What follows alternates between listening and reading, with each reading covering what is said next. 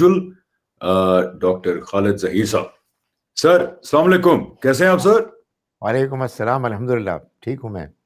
بالکل سر, رمضان آپ کا ٹھیک ٹھاک جا رہا ہے, جیسے اللہ کرے ہماری آڈینس کا بھی بہت اچھا جا رہا ہے, اور وہ بھی اللہ میاں پہ فوکس کر رہے ہیں اس رمضان کے اندر سر. انشاءاللہ. زبردست سر. اچھا میں تھوڑا بتاتا چلوں, اگر تھوڑا کوئی ہمارے نیٹ ورک کا کچھ ایشو چل رہا ہے تو ویڈیو فریز ہو جائے یا کچھ ہو جائے تو we'll try to continue from there after we resolve the issue. اچھا Khalid sahib, without wasting any further time, ہم نے پہلے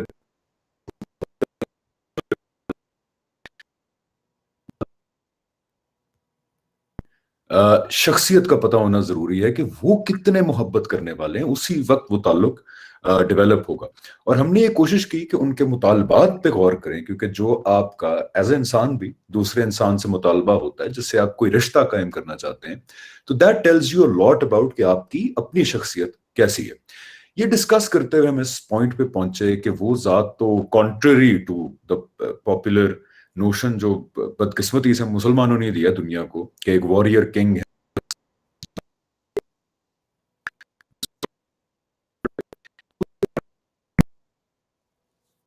ایک امیج ہمارے سامنے آتا ہے محبت کرنے والے, شفیق, صبور, ودود. ہم نے ڈسکس کیا جہاں پہ پوائنٹ یہ آتا ہے کہ اچھا ٹھیک ہے جی, بات مان لیتے ہیں آپ کی, بڑی محبت کرتے ہیں اللہ تعالیٰ, تو پھر یہ جنگ کے احکام اور آپ صلی اللہ علیہ وسلم کی زندگی میں جو ہم ایک وائلنس کا ایسپیکٹ دیکھتے ہیں, پھر اس کی کیا, یہ کہاں سے آ گیا؟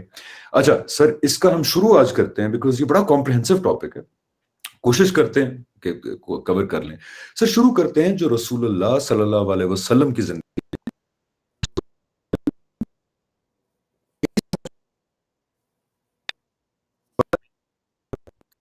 نبی کون ہوتے ہیں؟ جو اللہ کا پیغام لے کے آتے ہیں. نبیوں میں سے پھر کچھ لوگ ہوتے ہیں جو رسالت کے منصب فائز ہوتے ہیں, جو اللہ تعالیٰ کے ہونے ججمنٹ ڈے کا زمین کے اوپر سب سے آخری پروف بن کے آتے ہیں. اللہ تعالیٰ کلیئرلی بتاتے ہیں کہ جس قوم کی طرف ہم رسول بھیجتے ہیں اس قوم کا فیصلہ اس دنیا میں ہی کر دیا جاتا ہے. رسول آتا ہے, دعوت دیتا ہے, انذار دیتا ہے, بشارت کرتا ہے, اس کے بعد اللہ کہتے ہیں ماننے والوں کو نہ ماننے والوں سے علیحدہ کیا جاتا ہے, نہ ماننے والوں کو پھر سزا دی جاتی ہے اور ماننے والوں کو سرفرازی دی جاتی ہے. اور اگر رسول کو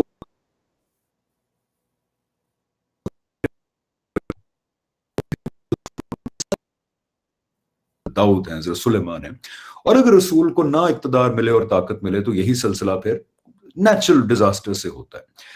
سر یہ مد نظر رکھتے ہوئے جو آپ صلی اللہ علیہ وسلم کی زندگی میں جو وائلنس ہوا, کیا وہ اسی اللہ تعالیٰ کی سنت کا ظہور ہے جو کلیئرلی قرآن میں بار بار بتائی گئی ہے کہ رسول آئے مدینہ میں, ہمیں پتا ہے ان کو اقتدار ملا, اللہ تعالیٰ نے ماننے والوں کو علیحدہ کیا, مکہ سے مدینہ لے کے گئے, اور اس کے بعد پھر رسول اکرم صلی اللہ علیہ وسلم اور ان کے ساتھیوں کی تلواروں سے وہ پورے عرب پہ عذاب آیا.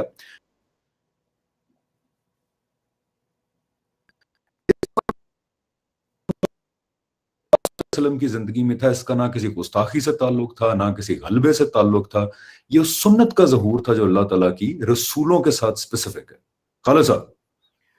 جی بالکل ایسے ہی ہے, اور میں یہ سمجھتا ہوں کہ حمزہ اس بات کو جتنا زیادہ بیان کیا جائے وہ کم ہے. ہم سمجھانے کی کوشش کریں مختلف اسالیب سے, مختلف مثالوں سے, قرآن مجید کی آیات سے, نبی اکرم صلی اللہ علیہ وسلم کی زندگی کے واقعات سے, یہ بات بالکل طے شدہ ہے کہ نبی اکرم صلی اللہ علیہ وسلم نہایت شفیق, نہایت مہربان, لوگوں کو درگزر کرنے والے, لوگوں کی زیادتیوں پر معاف کرنے والے اعلیٰ ترین انسان کا نمونہ تھے. لیکن جیسا کہ آپ نے صحیح فرمایا کہ آپ صلی اللہ علیہ وسلم نبی ہونے کے ساتھ ساتھ اللہ کے رسول بھی تھے, جس کا یہ تقاضا تھا کہ آپ جب اپنی قوم کو اللہ کا پیغام پیش کریں اور پیش کرنے کے بعد بات اتنی واضح ہو جائے کہ ان پر حجت تمام ہو جائے, یعنی ان کے پاس انکار کا, نہ ماننے کا کوئی بہانہ نہ رہے, کوئی ایکسکیوز نہ رہے, تو اس کے بعد یہ اللہ کا قانون ہے, اللہ کی پالیسی ہے کہ وہ جب بھی رسول بھیجتا ہے اور قوم کے لوگ انکار کر دیتے ہیں, اور یہ ایک دو دن میں نہیں ہوتا, یہ سارا پروسیس یہ سال ہر سال پر محیط ہوتا ہے. اس کے بعد پھر اللہ کی طرف سے ایک ڈیڈ لائن مقرر ہوتی ہے جس کے بعد قوم پر عذاب آ جاتا ہے۔ یہ عذاب بنیادی طور پر دو شکلیں اختیار کر سکتا ہے۔ ایک شکل یہ ہے کہ رسول کے ساتھی بہت تھوڑے ہوں، جیسے مثال کے طور پر ہمیں معلوم ہے کہ نوح علیہ السلام اور لوط علیہ السلام کے ساتھیوں کی تعداد پروبیبلی ڈبل فگر میں بھی نہیں تھی، یعنی بہت تھوڑے تھے۔ تو اس صورت میں اللہ تعالیٰ پھر ان قوموں پر اپنی سزا کو کسی نہ کسی نیچرل کلیمٹی کے ذریعے سے، کسی آسمانی یا زمینی آفت کے ذریعے سے ان پر اپنی سزا، اپنے عذاب کو مسلط کرتا۔ اور اگر رسول کے ساتھی بڑی تعداد میں ہوں، جیسا کہ نبی اکرم صلی اللہ علیہ وسلم کے معاملے میں ہوا، تو پھر یہی عذاب ان کی تلواروں کے ذریعے سے آتا ہے۔ یہ بات میں نہیں کر رہا، آپ نہیں کر رہے، ہم تو قرآن کو سمجھ رہے ہیں، قرآن کہہ رہا ہے۔ مثال کے طور پر میں دو آیات کا حوالہ دیتا ہوں۔ غزوہ بدر میں جب مسلمانوں نے کفار کو قتل کیا تو اللہ تعالیٰ نے واضح فرمایا کہ اے مسلمانوں فلم تقتلوہم، تم نے ان کو قتل نہیں کیا۔ میں لوگوں کو یہ بار بار توجہ دلاتا ہوں کہ بھائی یہ جو جملہ ہے اس میں یہ چیز پنہا ہے کہ تم کیسے قتل کر سکتے ہو۔ تمہیں تو میں یہ اپنا حکم بتا چکا ہوں کہ ایک انسان کو قتل کرنا پوری انسانیت کو قتل کرنا ہے، تو اگر تم اپنے طور پر قتل کرو گے تو یہ تو بالکل تضاد ہوگا۔ یہ اللہ نے اپنے فیصلے کو تمہارے ذریعے سے نافذ کیا، اور اللہ نے وَلَٰكِنَّ اللَّهَ قَتَلَهُمْ، اور نبی صلی اللہ علیہ وسلم کو ایڈریس کر کے فرمایا کہ آپ نے اس دن اپنے مٹھی میں کنکر رکھ کے نہیں پھینکے، وَمَا رَمَيْتَ اِذْ رَمَيْتَ، جب آپ نے پھینکے، وَلَٰكِنَّ اللَّهَ رَمَا، بلکہ یہ اللہ نے پھینکے، وہ آپ نے پھینکے شانت الوجوہ کہہ کے، اور وہ ایک طوفان بن گیا۔ دوسری آیت یہ سورہ انفال ہے، سورہ نمبر 8، آگے سورہ نمبر 9 سورہ توبہ، اس میں آیت نمبر 14 ہے، جس میں اللہ تعالیٰ فرما رہے ہیں اے مسلمانوں یعذبہم اللہ بایدیکم، اللہ ان کو عذاب دے گا تمہارے ہاتھوں سے۔ سو معلوم یہ ہوا کہ یہ عذاب تھا، ورنہ عام اللہ تعالیٰ کا قاعدہ جو یونیورسل ہے۔ اب دیکھیں رسول اللہ صلی اللہ علیہ وسلم کے اس دنیا سے رخصت ہو جانے کے بعد وہ قاعدہ، وہ اصول اور اس کی امپلیمنٹیشن کا دور ختم ہو گیا، اب کوئی رسول نہیں آئے گا، اس لیے اب ہمارے لیے وہی قانون، وہی اصول ایپلیکیبل ہے کہ جو قرآن مجید میں اس عذاب کے علاوہ اللہ تعالیٰ نے مسلمانوں کو کہا ہے۔ اور میں صرف ایک مثال اس کی آپ کے سامنے پیش کرتا ہوں، آپ کی طرف بال واپس لوٹانے سے پہلے، اور وہ ہے کہ جو سورہ حامیم سجدہ میں اللہ تعالیٰ نے فرمایا کہ دیکھو برائی اور اچھائی برابر نہیں ہو سکتے، چنانچہ تم برائی کا جواب اچھائی سے دو۔ یہ ہمارے یہاں بعض لوگ کہتے ہیں کہ وہ جو مسیح علیہ السلام نے فرمایا تھا کہ اگر تمہارے گال پر کوئی تماچا مارے تو تم دوسرا گال، دوسرا ہو گیا، تو وہ کہتے ہیں جی یہ ہمارا دین ایسا نہیں ہے، ہم تو ٹٹ فار ٹیٹ پر بلیو کرتے ہیں۔ نہیں، ہمارا دین بھی ایسا ہی ہے، مسیح علیہ السلام ہمارے بھی پیغمبر تھے، تو قرآن مجید نے بھی بالکل یہی بات کہی ہے کہ دیکھو تم لوگوں کو دعوت دے رہے ہو، دین پہنچا رہے ہو، تو تم برائی کا جواب اچھائی سے دو۔ تو معلوم ہے کیا ہوگا، وہ کہ جس کے اور تمہارے درمیان دشمنی تھی وہ تمہارا گہرا دوست بن جائے گا، مگر یہ نصیب نہیں ہو سکتا کسی کو سوائے ان لوگوں کے کہ جو صبر کرنے والے، ثابت قدمی دکھانے والے ہیں، اور یہ نصیب نہیں ہو سکتا کسی کو سوائے اس کے کہ جو بہت خوش نصیب ہے۔ یہ ہے دین کا اصل پیغام، اور وہ جو واقعات ہیں اور وہ جو آیات ہیں وہ اللہ کے اس قانون، اس سنت، اس پالیسی کا ظہور تھا کہ جس میں اللہ نے یہ طے کیا ہوا تھا کہ رسولوں کی قوموں کو جب وہ انکار کر دیں اللہ کا عذاب آئے گا۔ بالکل سر، یہاں پہ میرے 4 بڑے چھوٹے چھوٹے سوال بھی ہیں سر، آبزرویشن بھی ہے۔ نمبر 1 سر، ایک آیت پریزنٹ کی جاتی ہے اسی چکر میں کہ جی وہ اقامت دین والی کہ لڑو اس وقت تک جب تک دین صرف اللہ کا نہ ہو جائے. اٹس اے ویری پاپولر ورس جو دی جاتی ہے. سر میں نے تھوڑا سا, اور you don't need to be a very well read scholar to see کہ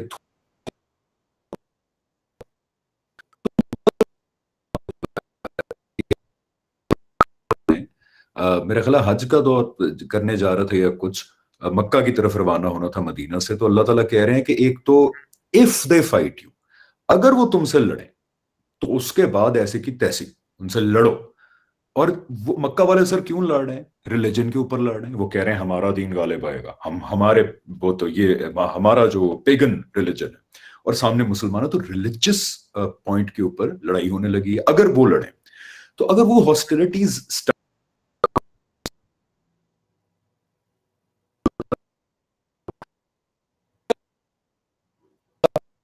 یعنی کہ اس کانٹیکسٹ میں آپ دیکھیں کہ مکہ کے پیگنز ہیں, وہ حد سے روکیں گے, ریلیجسلی آپ کو پرسیکیوٹ کریں گے, تو پھر آپ لڑیں جب تک دین اللہ کا نہیں ہوتا. ہاں البتہ اگر وہ رک جائیں, اگر وہ ہاسٹیلٹی سیز کر دیں, تو پھر آپ بھی رک جائیں. تو سر یہ جو یہ والی ورس ہے کہ لڑیں جب تک دین اللہ کا نہ ہو جائے, اس کو ہم مسلمانوں نے اس کانٹیکس سے ہٹا کے جو رسالت کے کانٹیکس میں آیا تھا, جو ریلیجس پرسیکیوشن کے کانٹیکس میں آیا تھا, سر اس کو ہم ایک ورس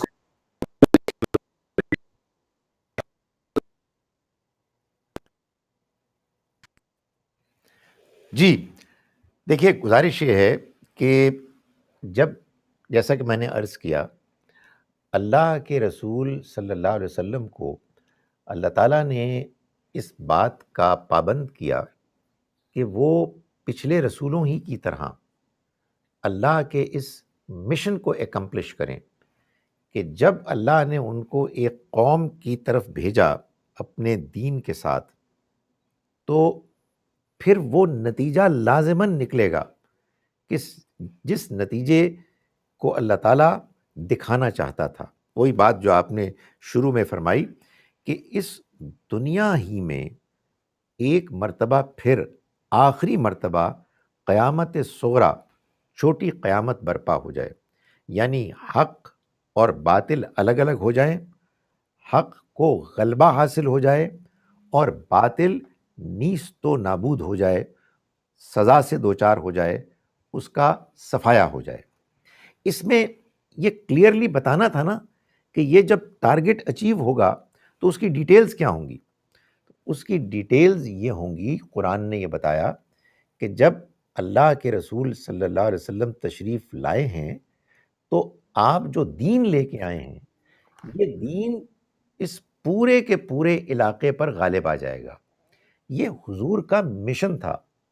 یہ اللہ تعالیٰ نے دوسری آیات میں بھی بیان فرمایا آپ کا ذکر کر کے, والذی ارسل رسولہ بالہدی ودین الحق, وہی ہے کہ جس نے بھیجا اپنے رسول کو ہدایت اور دین حق کے ساتھ, لیظہرہ علی الدین کلی, تاکہ وہ غالب کر دیں اس کو تمام دوسرے ادیان پر, یعنی وہ کہ جو اس علاقے میں موجود ہیں. اور اللہ تعالیٰ نے فرمایا کہ ولو کرہ المشرکون, چاہے یہ مشرک, یہ جو مخالفت کر رہے ہیں, ان کو یہ کتنا ہی ناپسند کیوں نہ ہو. قرآن کے پورے بیان کانٹیکسٹ میں جب آپ اس کو رکھ کے دیکھیں گے تو اس کا یہی ایک مطلب نکلے گا. آپ دوسرا مطلب نکالنا چاہتے ہیں تو ذرا نکال کے دیکھ لیں. اس کا مطلب یہ ہے کہ ہم آج بھی لڑتے رہیں, سب کے ساتھ لڑتے رہیں, مارتے رہیں, مرتے رہیں, اور بھائی پھر دعوت کون پیش کرے گا؟ پھر کیسے ہم لوگوں کے سامنے ایسے پیش کریں گے کہ ان کو بات سمجھ میں آئے؟ وہاں یہ اس لیے ہو گیا کہ دین پیش ہو چکا اپنی آخری پیورسٹ فارم میں, اس کے بعد وہ نتیجہ نکلنا تھا. میں تو حمزہ بعض اوقات یہ محسوس کرتا ہوں کہ جو لوگ یہ باتیں کرتے ہیں ان کو یہ احساس نہیں ہے کہ وہ ایک ایسا دعویٰ کر رہے ہیں کہ جو اگر ان کو سمجھ میں آئے تو وہ کبھی نہ کریں. کہ وہ یہ کہہ رہے ہیں کہ اب ہم نے بھی رسول اللہ صلی اللہ علیہ وسلم کی طرح پوری دنیا کے سامنے اللہ کا دین اتنے بہترین افیکٹو طریقے سے پیش کر دیا ہے کہ اب یہ جو لوگ نہیں مان رہے وہ اصل میں ضدی اور ہٹ دھرم انکار کرنے والے ہیں. چنانچہ اب اللہ کی طرف سے ہمیں سینکشن مل گئی ہے کہ ہم ان کو مار کے اللہ کا عذاب نافذ کریں. مجھے آپ یہ بتائیں کہ کوئی مسلمان اپنے ہوش و حواس میں یہ دعویٰ کر سکتا ہے؟ نہیں، ہم نہیں کر سکتے. ہم آرڈنری مسلمان ہیں.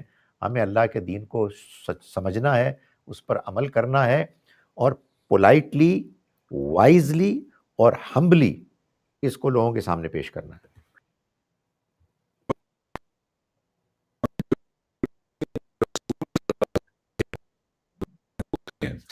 تو یہ بات کہ اب تین مخاطبین کے سمجھ میں آ گیا ہے، حقیقت ان کے دلوں میں اتر گئی ہے. ناؤ دے آر نوئنگلی، یہ بار بار قرآن میں آتا ہے کہ اب یہ حقیقت کو جانتے بوجھتے ہوئے اس کو ریزسٹ کر رہے ہیں، چاہے وہ ضد ہو، ایروگنس ہو، اپنے اکابر کی کیا کہتے ہیں، اقربا پروری جو بھی کہتے ہیں اس کو، وہ ہو. اب یہ کون بتائے گا کہ دل کے اندر کوئی حقیقت جان کے اس کو ڈینائی کر رہا ہے؟ کوئی لائی ڈیٹیکٹر لگائیں گے آپ، یا کوئی آپ کوئی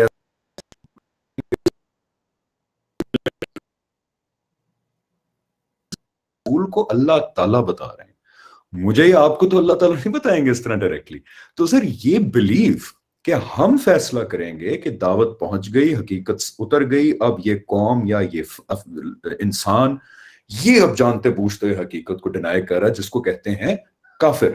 تو سر آپ نے بالکل ٹھیک کہا کہ یہ اختیار میرے آپ کے پاس کہاں سے آ گیا، ہمیں کون بتائے گا آگے سر؟ ایبسلیوٹلی. دیکھیں میں آپ کو بتاؤں حمزہ، اس میں پتہ کیا ہوتا ہے، جب آپ کسی، ظاہر میں اپنی بات کر رہا ہوں معذرت کے ساتھ، جب آپ کسی غلط پوائنٹ آف ویو کو اختیار کرتے ہیں اور اس کو دین سمجھ لیتے ہیں، تو پھر اس کو ڈیفینڈ کرنے کے لیے آپ پورا تانا بانا بنتے ہیں.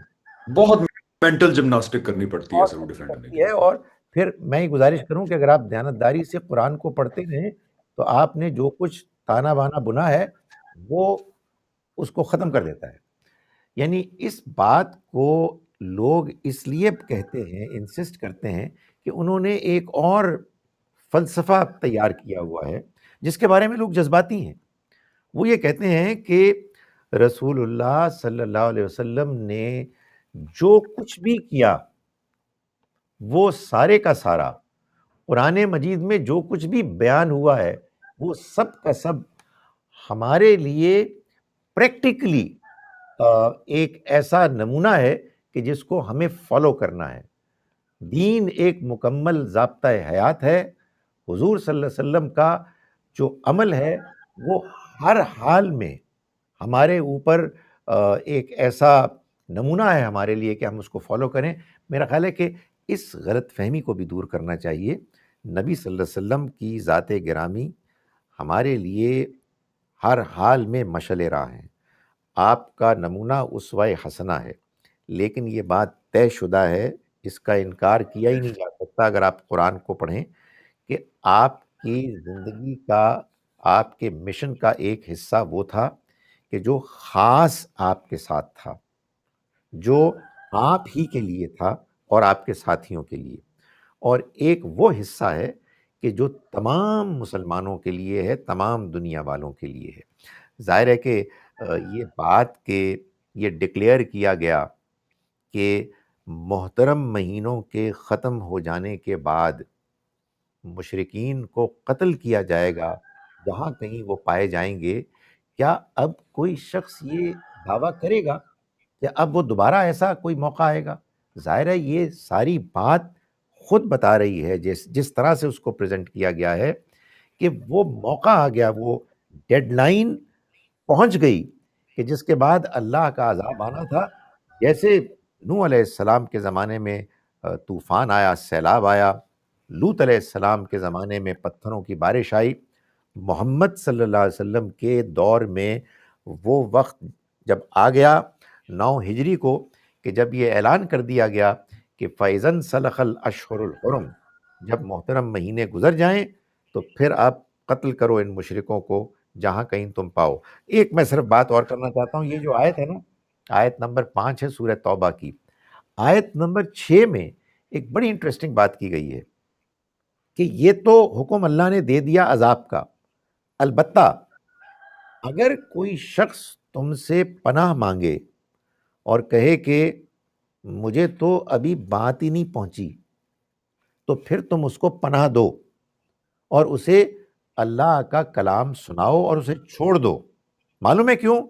یہ وہ لوگ ہیں جنہیں سمجھ ہی نہیں آئی، انہیں ایگزیکٹلی. تو اس سے معلوم ہوا کہ یہ جو آپ نے بات کہی ہے، یہ صرف اللہ بتا سکتا ہے کہ وہ کون لوگ ہیں کہ جن کو بات آخری حد تک مل گئی ہے، پہنچ گئی ہے، اور اب وہ اللہ کے عذاب کے مستحق ہیں۔ بالکل سر، اسی کے اوپر تھوڑا سا اور بات کرتے ہیں، کیونکہ میرے لیے ذاتی طور پہ میرا یہ یقین محکم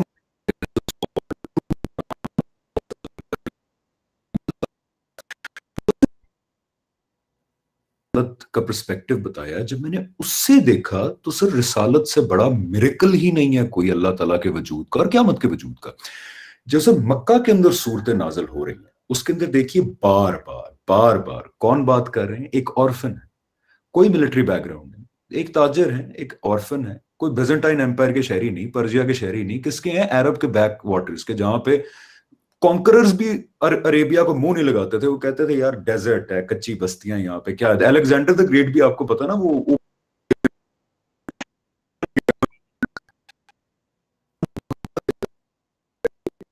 یہ رسول ہیں اللہ تعالیٰ کے، یہ میرے حق میرے ججمنٹ بن کے اس کو آپ کی طرف آئے ہوئے ہیں۔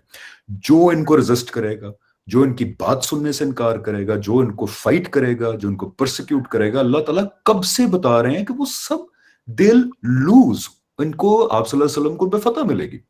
اس کے بعد سر آپ صلی اللہ علیہ وسلم کے ساتھ وہی ہوتا ہے، یعنی کہ پورے عربیہ کے اندر جس نے آپ کو پرسیکیوٹ اور ریزسٹ کیا، وہ سب کیا ہوئی؟ یا قتل ہوئی یا کانکر ہوئی۔ اس کے بعد سر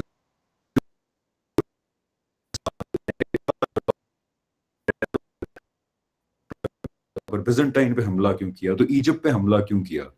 سر ہمیں یہ بھی پتا ہے کہ اللہ تعالیٰ دیکھیں کہہ رہے ہیں نا کہ جس نے رسول کی بات کو جھٹلا دیا اور سننے کے لیے تیار نہ ہوا وہ بھی گیا۔ تو وہ 3 خط جو بھیجے تھے، ایک پرجیا کسرا کو، ایک بیزنٹائن اور ایک ایجپٹ، ایک نے وہ خط پھاڑ کے پھینک دیا۔ کیا ہوا سر؟ رسول کی بات سننے سے کیا انکار کر دیا، اس کو ریزسٹ کیا اس نے۔ بیزنٹائن والے نے سنی اور ان سنی کر دی، اور same thing happen with Egypt. اب دیکھیں سر اللہ تعالیٰ کی اس سنت کا ظہور، کیونکہ ہمیں معلوم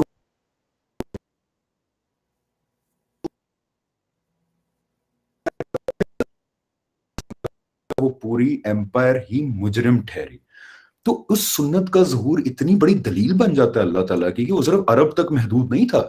جن حکمرانوں نے خط دیکھنے سے انکار کر دیا، ود ان 30 years اللہ تعالیٰ کے وعدے کے عین مطابق to the most miraculous extent تینوں ایمپائر سپر پاورز ٹاپل ہو گئے۔ تو سر ان 3 کا بھی تعلق تو اللہ کی اسی سنت سے ہے نا، کہ رسول لیونگ رسول ہے، بات نہیں سنو گے جاؤ گے۔ کیوں سر؟ بالکل ایسے ہی ہے جی۔ میں آپ کو بتاؤں، یہ آپ نے بڑی اچھی بات کی، یہ ہم مسلمانوں کی ٹریجڈی ہے کہ وہ واقعات اور قرآن مجید کا وہ بیان جس کو اگر ہم صحیح طرح سے پریزنٹ کریں قرآن کی روشنی میں، اور آنیسٹلی جب ہم یہ کہتے ہیں نا صحیح طرح سے، تو یہ ہمارا ایک کانفیڈنس ہے، یہ کوئی اللہ معاف کرے ایروگنس نہیں ہے، ہم بڑی ہمبلی اپنے مسلمانوں کے سامنے یہ پیش کر رہے ہیں، انڈرسٹینڈنگ کہ وہ بھی غور کریں تو انشاءاللہ وہ بھی اسی نتیجے پہ پہنچیں گے۔ یہ جو اللہ کی اس سنت کا، پالیسی کا ظہور ہوا آخری مرتبہ، یہ حمزہ ہمارے دین میں اللہ کے پیغام میں جو 3 بڑے ایمانیات ہیں، اللہ پر ایمان، آخرت پر ایمان اور نبوت رسالت پر ایمان، یہ تینوں کا ایک بہت بڑا ثبوت ہے، بہت بڑا ایویڈنس۔ ابھی آپ نے بالکل صحیح فرمایا کہ اللہ نے یہ دکھا دیا کہ وہ ہے کہ جو اس دنیا کو چلا رہا ہے، وہ کسی کو اونچا کرتا ہے، کسی کو نیچے گرا دیتا ہے۔ اس نے اپنے اس پیغمبر کو صلی اللہ علیہ وسلم کے جو نہتے تھے، اور جب وہ نہتے تھے چند لوگ ان کے ساتھ تھے، اس وقت اس نے ان کی زبانی یہ بات کہلوائی قرآن مجید میں کہ اے قریش کے لوگوں، انا ارسلنا الیکم رسولاً، ہم نے تمہاری طرف بھیجا ہے ایک رسول، شاہدن علیکم، تم پر گواہ بنا کر، کما ارسلنا الی فرعون رسولا، جیسے ہم نے فرعون کی طرف رسول بھیجا، یعنی موسیٰ علیہ السلام کا حوالہ دیا۔ فعصا فرعون الرسول، تو تمہیں معلوم ہے کیا ہوا؟ فرعون نے اس رسول کا انکار کر دیا، فَأَخَذْنَاهُ أَخْذًا وَبِيلًا، تو ہم نے اس کو سخت پکڑ کے ساتھ پکڑا، ایسی پکڑ کہ جس نے اس کو تباہ کر دیا۔ تو یہ بالکل آغاز میں یہ ہے مکی سورہ مزمل، بالکل ابتدائی صورتوں میں سے، اس میں اللہ تعالیٰ نے یہ بتایا۔ تو جب 20-22 سال کے بعد یہ واقعہ ہو گیا تو یہ بات ثابت ہو گئی کہ وہ اللہ ہے کہ جو اس دنیا کو چلا رہا ہے۔ نمبر 2، جس اللہ کے بندے نے یہ دعویٰ کیا، جب وہ دعویٰ کر رہے تھے تو اس کا دور دور تک کوئی امکان نہیں تھا۔ انہوں نے دعویٰ کیا پورے اعتماد کے ساتھ، قرآن مجید کی وہ آیات ہیں وہ محفوظ ہو گئیں، اور اس کے بعد وہ دعویٰ اپنے آخری عملی شکل کے ساتھ ثابت ہو گیا۔ معلوم ہوا کہ رسول اللہ صلی اللہ علیہ وسلم اللہ کے پیغمبر برحق ہیں، جو انہوں نے فرمایا وہ سچا ثابت ہو گیا۔ تیسری چیز ظاہر قیامت، آخرت میں قیامت کے روز حساب کتاب میں کیا ہوگا؟ یہی ہوگا نا کہ وہ لوگ کے جو اچھے ہیں ان کو انعام ملے گا، اور وہ لوگ کے جو برے ہیں وہ اللہ کی پکڑ سے دوچار ہوں گے، سزا پائیں گے۔ سر میرا خیال ہے آپ کا مائک جو ہے وہ لگ رہا ہے، سو we can take a break, اور بعد میں جوڑ لیں گے اس کو۔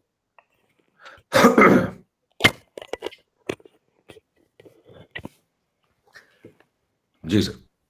وہ سزا پائیں گے۔ قیامت میں یہی کچھ ہوگا نا، اس دنیا میں ایسا نہیں ہوتا۔ اس دنیا میں کیا ہوتا ہے کہ ہم یہ دیکھتے ہیں کہ برے لوگ ہیں، عیش کرتے ہیں، اور عیش کرتے کرتے دنیا سے رخصت ہو جاتے ہیں، کچھ بھی نہیں ہوتا۔ اور بہت سے اچھے لوگ ہیں کہ جو اپنی اچھائی کے باوجود دنیا میں سفر کرتے ہیں اور ان کو ان کی نیکی اچھائی کا کوئی انعام نہیں ملتا۔ تو اللہ تعالیٰ نے یہ بتایا ہے کہ یہ قیامت کے دن ہوگا کہ اللہ تعالیٰ اچھوں اور بروں کو الگ الگ کرے گا۔ چنانچہ اللہ تعالیٰ نے اس قیامت کے ثبوت کے طور پر، اس قیامت کی سچائی کو لوگوں کے سامنے پیش کرنے کے لیے انہیں دنیا میں رسولوں کی صورت میں وقتاً فوقتاً ان واقعات کو برپا کیا ان کے ذریعے سے، کہ جس سے یہ معلوم ہوا کہ یہ جو اللہ وعدہ کر رہا ہے کہ قیامت کے بعد یہ معاملات ہوں گے، دنیا میں اس نے ایک چھوٹے سے اسکیل پر ایک لیبورٹری ٹیسٹ کے طور پہ جو ہے وہ، اور اس کو کر کے دکھایا، جس سے یہ ثابت ہو گیا کہ اللہ کا یہ وعدہ کہ قیامت آئے گی اور حساب کتاب ہوگا یہ بھی سچ ہے۔ تو اللہ پر ایمان، آخرت پر ایمان اور رسالت پر ایمان، تینوں ان واقعات سے ثابت ہو گئے۔ ہم نے کیا کیا؟ ہماری بدنصیبی دیکھیں کہ ان واقعات کو کہ جو ہمارے دین کی سچائی کا اتنا بڑا ثبوت تھے، ہم نے ان کو ایک غلط طرح سے سمجھ کے اور لوگوں کے ساتھ مار دھاڑ کر کے، وائلنس کر کے، ہم نے اپنے دین کے بارے میں ایسا امپریشن کریٹ کیا ہے دنیا والوں کے سامنے کہ بہت سے لوگ تو حمزہ اس بات کو سوچنے کے لیے بھی تیار نہیں ہے کہ یہ دین اپنے اندر کوئی سچائی بھی رکھ سکتا ہے۔ تو کتنی بڑی ٹریجڈی ہے۔ بالکل سر، اگریڈ۔ اور اب یہاں پہ اس کانورسیشن کو آگے لے کے جانے کا وقت آ گیا ہے کہ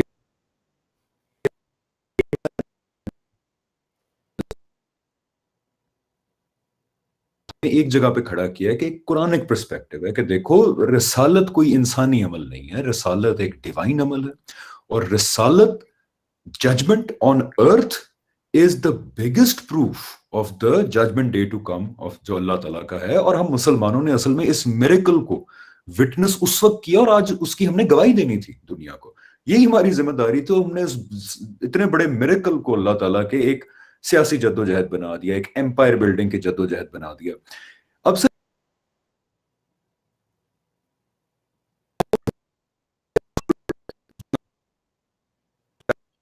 جزیہ نافذ کرنا اہل کتاب پہ، محکومی کی سزا، چاہے وہ کفار کا قتل ہو، چاہے ایجپٹ، بیزنٹائن اور پرزیا پہ حملہ ہو اور ان کی کانکرنگ ہو، یہ رسول کے مطابق اللہ تعالیٰ کے قانون کا ظہور ہو رہا تھا۔ یہ آپ صلی اللہ علیہ وسلم کے فیصلے نہیں تھے کہ اس کو بھی مار دو، اس کو بھی مار دو، اس کو بھی مار دو۔ کیونکہ سر اب کیونکہ کچھ روایتیں پکڑ لیتے ہیں لوگ، ماؤز اور معاذ کی جو کعب بن اشرف کی تھی، اس کو لوگ پریزنٹ کرتے ہیں کہ جی اس نے آپ صلی اللہ علیہ وسلم کی انسلٹ کر دی تھی تو اس لیے مروا دیا گیا اس کو.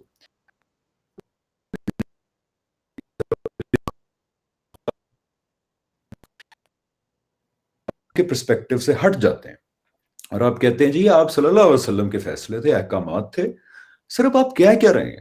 اور یہ میں نہیں کہہ رہا، یہ میں بھی سوچتا تھا اپنے ایک دور میں، اور یہ غیر مسلم بھی جب یہ والا نیریٹو دیکھتا تو پہلی چیز نیچرلی اس کے ذہن میں آتی ہے، جو غالباً ہمارے نہیں آتی بیکاز ہم ایک one sided emotional point of view رکھتے ہیں. پہلی چیز پتہ کیا آتی ہے سر؟ اچھا اس کا مطلب ہے کہ آپ صلی اللہ علیہ وسلم مکہ میں جب طاقت نہیں تھی تو بہت رحم دلی کا مظاہرہ کرتے تھے، کوڑا پھینکتی تھی خاتون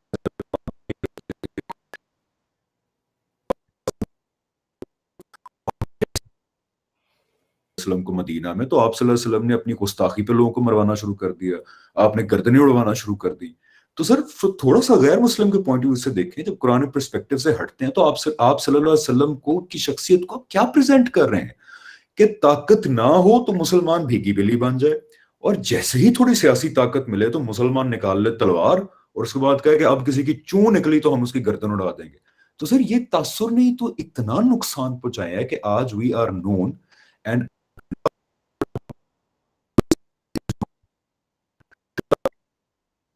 اور طاقت ملی تو انہوں نے ایسی کی تیسی پھیر دی. تو سر یہ تو بہت بڑی ڈس سروس ہے اسلام کو اور آپ صلی اللہ علیہ وسلم کی 23 سال کی جدوجہد کو کہ اللہ تعالیٰ کے آخری میریکل کو ہم نے ایسے پریزنٹ کیا.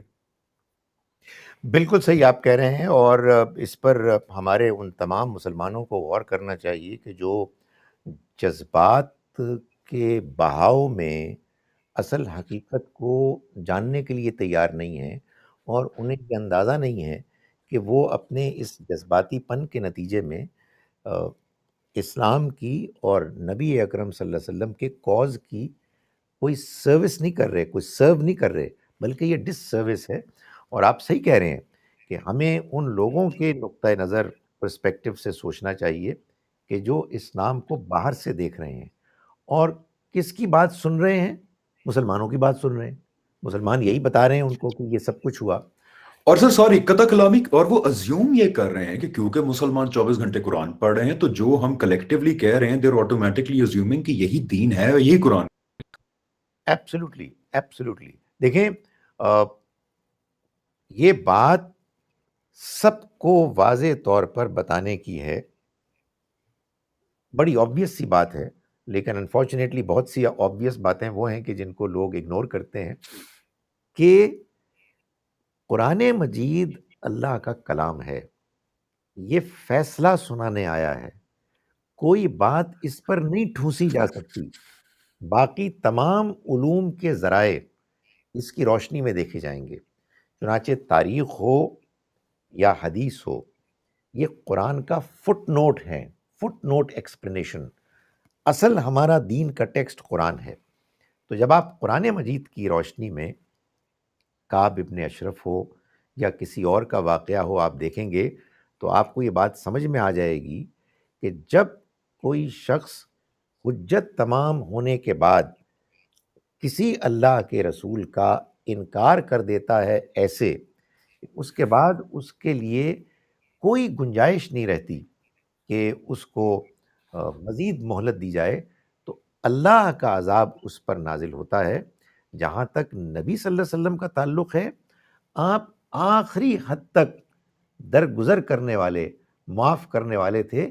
اللہ تعالیٰ کو تو آپ کو بار بار کہنا پڑا، یا ایھا النبی جاہد الکفار والمنافقین، اے پیغمبر اب وقت آ گیا ہے، اب آپ ان منافقین اور کفار سے جہاد کریں، وغلظ علیہم، اور ان پر سختی کریں. آپ سختی نہیں کرتے تھے، آپ ایک نرم دل انسان تھے، آپ نے کبھی خود سے کسی کے خلاف کوئی ایگریشن والا اقدام نہیں کیا، سوائے اللہ کے حکم کے کہ جو آسمان سے نازل ہوا.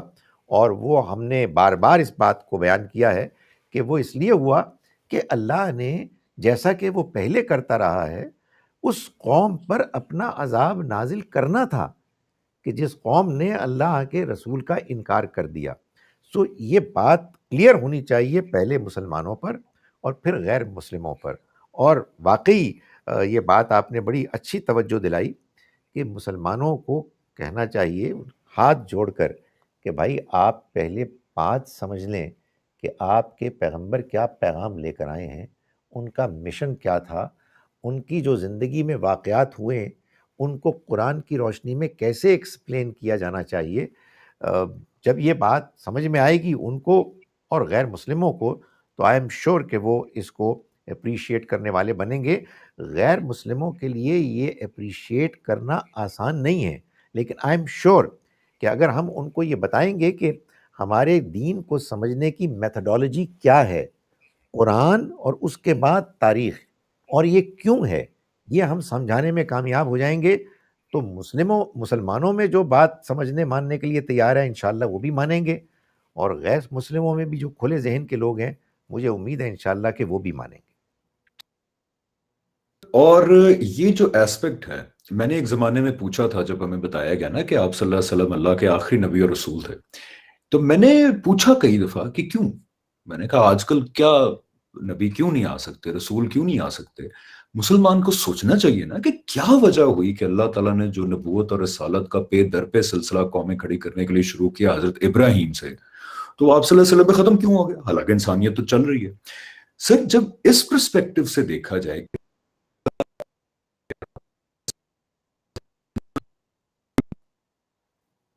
دینا آخرت کا ون آف دا مقصد جو مین ہے اس کا، تو جب آپ صلی اللہ علیہ وسلم کے اس 23 سال کو دیکھتے ہیں تو اس میں کیا ہوا کہ ایک تو اس قوم پہ بھی ججمنٹ مکمل ہو گئی اللہ تعالیٰ کی، اس کے بعد 3 اس وقت کی سپر پاورز کو بھی پلٹ دیا گیا، اور ایک عالمی سطح کے اوپر سب کے سامنے جب تاریخ زندہ ہے، آج ایک غیر مسلم یہ تو کہہ سکتا ہے کہ چلیں جی آپ صلی اللہ علیہ وسلم اللہ کے نبی معاذ اللہ نہیں تھے، لیکن وہ یہ تو نہیں ڈینائی کر سکتا کہ آپ صلی اللہ علیہ وسلم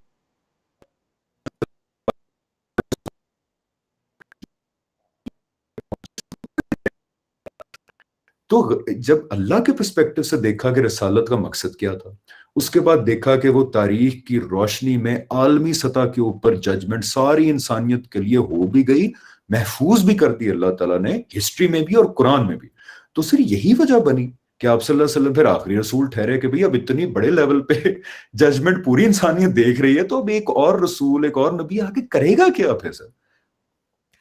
بالکل صحیح ہے جی۔ لیٹ می سے دس حمزہ کہ آج کا دن یعنی 21 اپریل 2021 شاید کل ہوا، بہرحال آج ہمیں خبر ملی مولانا وحید الدین خان کے انتقال کی۔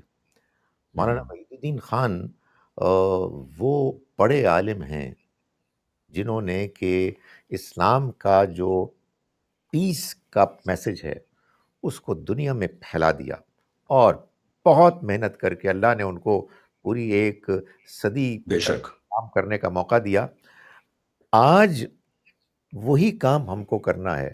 مسلمانوں کو اگر اللہ کے پیغام کی اصل حقیقت سمجھ میں آ جائے تو وہ حمزہ اس کام پر لگ جائیں کہ وہ غیر مسلموں کے ساتھ اچھا تعلق قائم کریں، ان کے اعتراضات سنیں، ان کے غصے کو برداشت کریں، اور ان کو بار بار نرمی سے بتائیں کہ دیکھو اصل حقیقت یہ ہے، یہ جو واقعات ہوئے ہیں یہ واقعات ایسے ایکسپلین ہوتے ہیں۔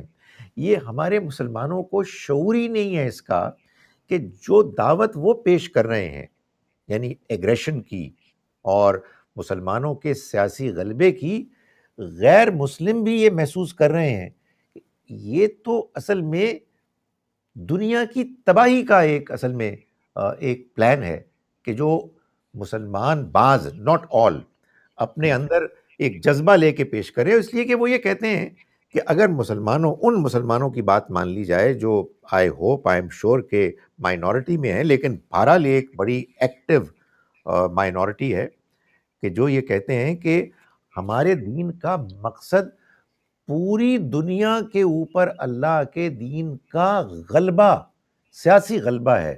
یہ تو دس از ڈیزاسٹرز، اور مجھے ڈیزاسٹر سے کوئی اتنی پریشانی نہیں ہے، اس لیے کہ سبھی نے مرنا ہے بھائی، تو آج مر جاتے ہیں تو آج ہی مر جاتے ہیں، لیکن اس میں جو سب سے بڑی پرابلم ہے وہ یہ ہے کہ خدا کے دین کا پیغام نہایت غلط طریقے سے پیش کیا جا رہا ہے۔ یہ پریزنٹیشن جو ہے یہ بجائے اس کے کہ لوگوں کو متاثر کرے، یہ تو لازماً کاؤنٹر پروڈکٹیو ہوگی۔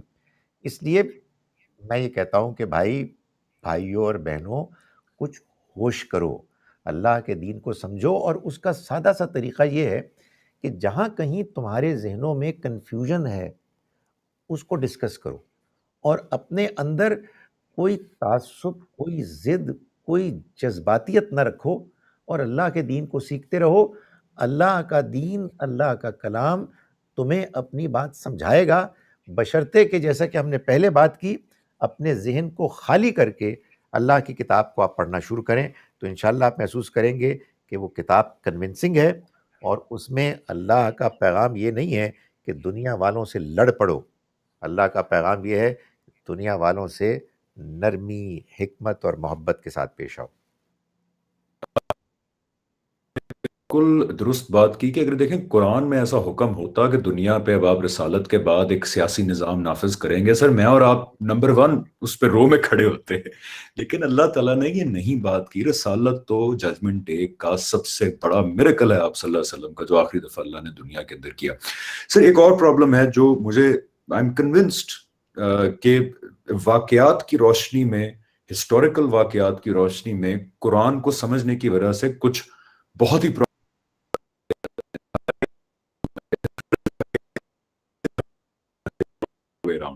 ان میں سے ایک یہ ہے سر کہ لوگ فیڈ بیک بلیف ہے کہ ٹھیک ہے جی صحیح ہے، لیکن پھر حضرت ابو بکر نے جو ردا وارز کی ارتداء کے خلاف، وہ کیا تھا؟ دیکھیں نا، ہم نے بیزنٹائن پرشیا اور ایجپٹ کو ڈسکس کر لیا کہ وہ تو رسول کی سنت کے تحت ہو رہا تھا۔ یہ جو حضرت ابو بکر نے وارز کی، اب دیکھیں سر میرے جیسا لیمن آدمی بھی قرآن پڑھ کے جب اس واقعے کو دیکھتا ہے تو مجھے 2 چیزیں سمجھ آتی ہیں۔ اس وقت جب آپ صلی اللہ علیہ وسلم دنیا سے رخصت ہوئے تو عرب کے کچھ قبائل نے کہا جی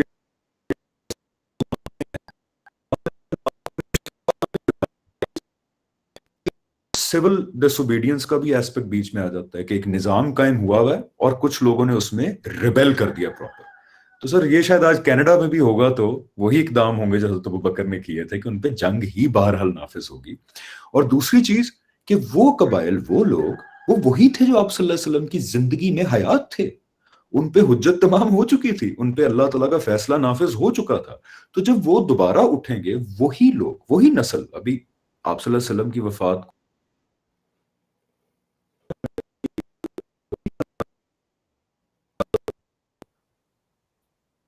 جی دیکھیں حمزہ، ابو بکر رضی اللہ عنہ نے کچھ نہیں کیا سوائے اس کے کہ جو نبی صلی اللہ علیہ وسلم نے فرمایا تھا آپ نے اس کو امپلیمنٹ کر دیا۔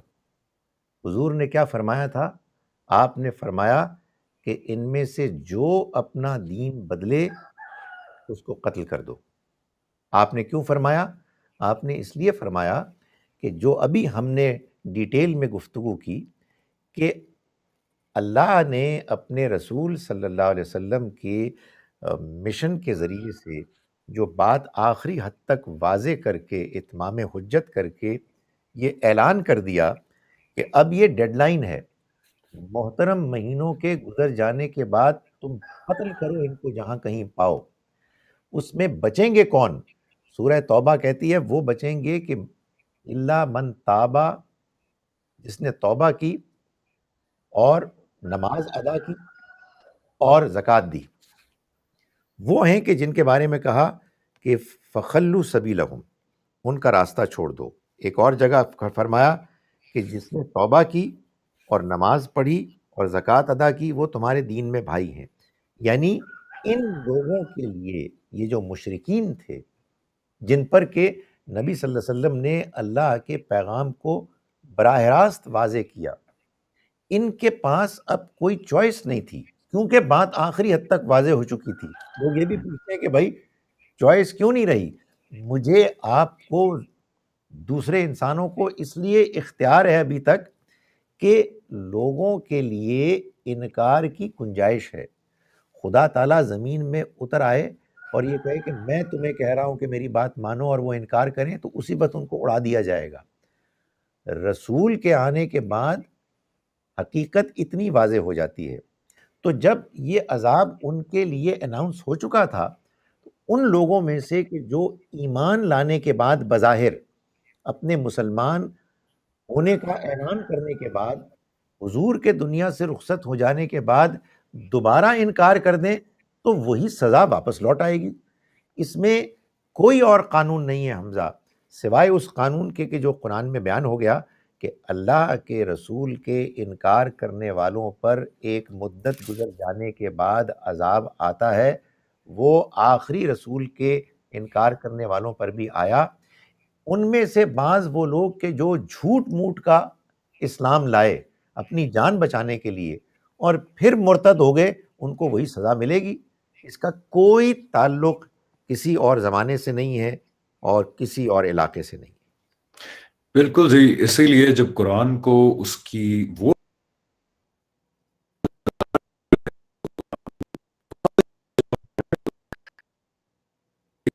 دل آزاری ہوگی، اپوسٹسی کی اسلام میں کوئی سزا نہیں ہے۔ آپ دین میں آئیں، دین میں جائیں، یہ آپ کا مسئلہ ہے، یہ اللہ تعالیٰ کا مسئلہ ہے۔ سر یہاں پہ کیونکہ میری جو سمجھ میں ہے وہ یہی ہے کہ عرب پیننسولا، خاص طور پہ مکہ کا علاقہ اور اس کے ارد گرد کا علاقہ، اللہ تعالیٰ کہتے ہیں کہ میں نے اپنی توحید کے لیے اس کو خاص کر لیا، اس لیے وہاں پہ کوئی اور دین نہیں آ سکتا۔ اس لیے آپ دیکھیں کہ آپ صلی اللہ علیہ وسلم کے بعثت کا ایک مقصد بھی قرآن میں بیان ہوتا ہے کہ ہاؤس آف ابراہیم، جو حضرت ابراہیم نے اللہ کا گھر بنایا، خانہ کعبہ، اس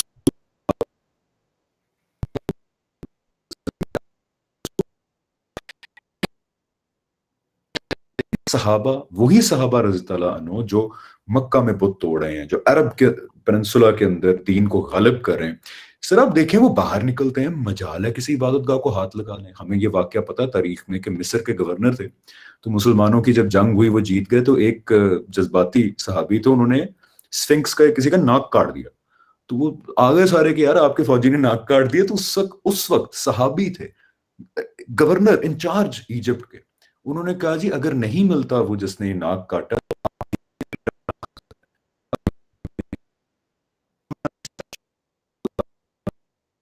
کے ساتھ کہ جی ہم نہیں برداشت کریں گے۔ کیا وجہ ہے کہ صحابہ نے بھی رضی اللہ عنہ بھی وہ علاقہ کانکر کیا، انہوں نے وہ سٹیچوز کیوں نہیں تباہ کیے؟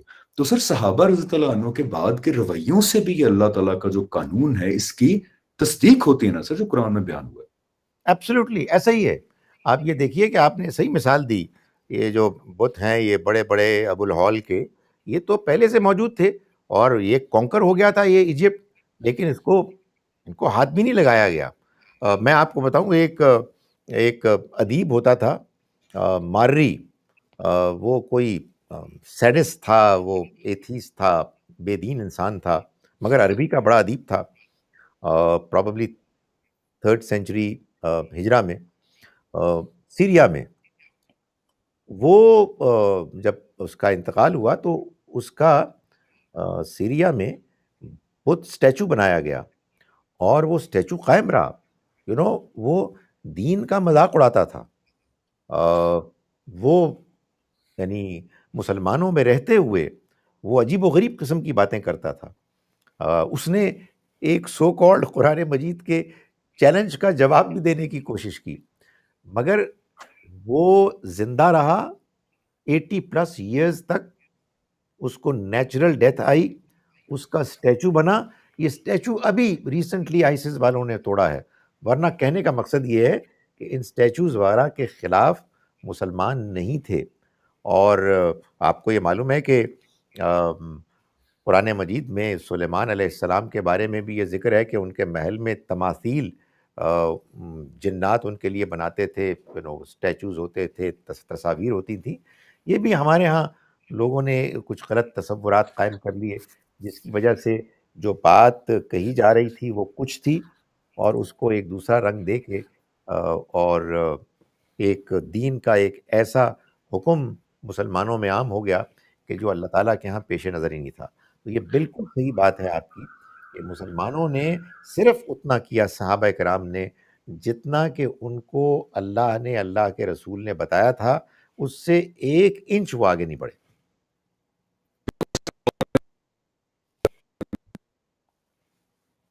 ہمارے بھائی، ہمارے بہن، ہمارے مسلمان رسول اکرم صلی اللہ علیہ وسلم کے امتی، کہ حضور اکرم صلی اللہ علیہ وسلم کا پیغام جو سب سے مستند قرآن ہے، اس کے بعد حدیث کے لٹریچر میں بہت بڑے خزانے پڑے ہوئے ہیں ہمارے پاس، قرآن کی روشنی میں یہ سب دیکھیں گے، اٹس ویری ایزی 2+2۔ 4. سر میں 2 چیزوں کے بارے میں بات کرنا چاہ رہا تھا لیکن آئی گیس ہمارے پاس ٹائم نہیں ہوگا تو we can continue those things. Sir ایک تو یہ چیز کہ کنکلوسیولی لوگوں کو یہ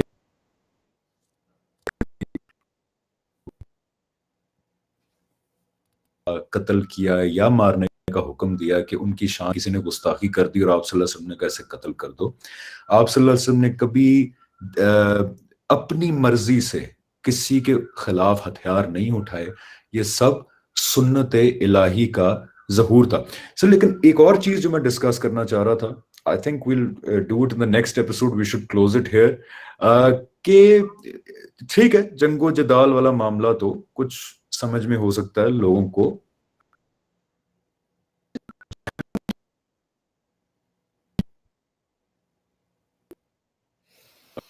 بہت ہی خوفناک جگہ ہے.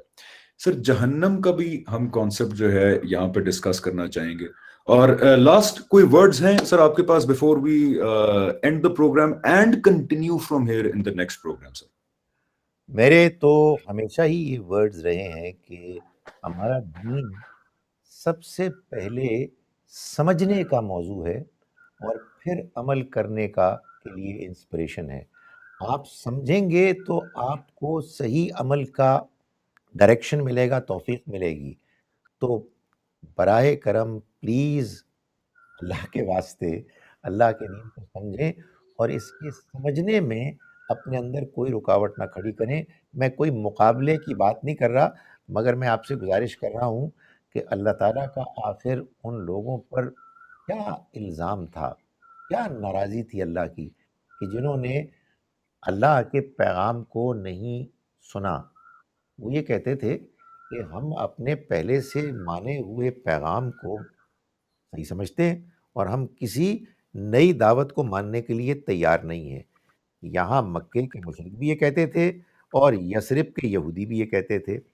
تو اللہ تعالیٰ اس کا تقاضا کرتے تھے ان سے کہ تم کو جو بات بتائی جا رہی ہے اس کو کھلے ذہن کے ساتھ دھیان سے سنو.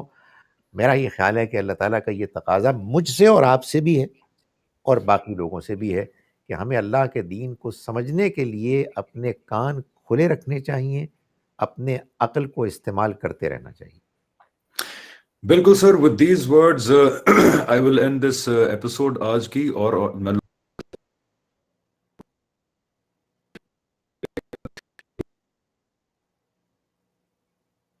پہ اجازت ہے بھی صحیح کہ نہیں ہے. جو قرآن سے مجھے تو یہ سمجھ آئی ہے کہ 2-3 ہی کنڈیشنز ہیں. ریلیجس پرسیکیوشن کے خلاف آپ لڑ سکتے ہیں, سیلف ڈیفense میں آپ لڑ سکتے ہیں, یا فساد فی الارض, یعنی کہ جیسے ٹی ٹی پی تھا, یا جنہوں نے نظام کو چیلنج کر دیا, درم برم کرنے کے لیے نکل پڑے. یہ وہ سر کرائم ہے جس پہ بڑے مہذب ملکوں میں بھی, کینیڈا میں بھی, ٹریزن کرتے ہوئے آپ نظام کو چیلنج کرتے پکڑے جائیں.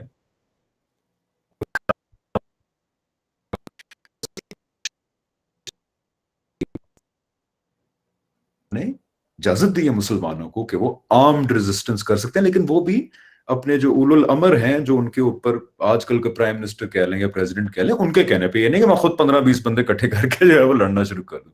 تو سر اگلے ایپیسوڈ میں چاہوں گا کہ ہم پہلے اس پہ بات کریں گے سر. پھر جہنم پھر کیوں بنائی اللہ تعالیٰ نے, ویسے ہی لوگوں کو بھیج دیتے جنت کے اندر بنا کے. And then sir I would really want to come to کہ آخر ہم کیوں یہ مانتے ہیں کہ یہ آخری دور ہے, اور اس آخری دور میں ہماری ذمہ داریاں کیا ہیں, اور کچھ ایسے